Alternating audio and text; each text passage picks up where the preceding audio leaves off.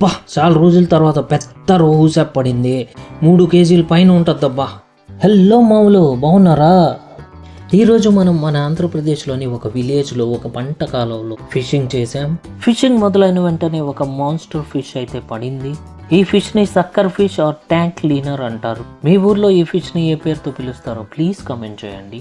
Sucker fish తర్వాత ఒక చిన్న తిలాపియా ఫిష్ అయితే పడింది. అది చిన్నగా చూడ్డానికి ముద్దుగా ఉంది కాబట్టి దానిని క్యాచ్ అండ్ రిలీజ్ చేయాలని డిసైడ్ అయిపోయాను. వెళ్ళమ్మా వెళ్ళు, పెద్ద అయిన తర్వాత నాకే దొరుకు. మన ఫీడర్ రిగ్ గ్యాలానికి ఏదో పెద్ద చేప పడినట్టుంది.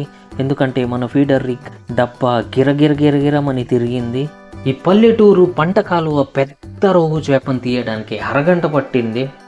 ఈ చేపకి మన ఫీడర్ రిగ్ యొక్క 3 గేలాలు గట్టిగా గుచ్చుకోవడం వల్ల ఈ చేపని ఈజీగా తీయగలిగాం.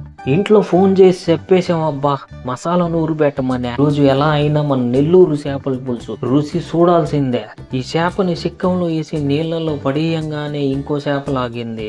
అలా చేపను చూస్తే చిన్న చేప, ముద్దొస్తున్న చిన్న చేపని తీసుకొని వెళ్ళలేక ఇష్టం లేక నీళ్ళల్లో వదిలేసాం. ఇల్లమ్మ ఇల్లు, నువ్వు కూడా ఫ్యూచర్లో మాకే పడు.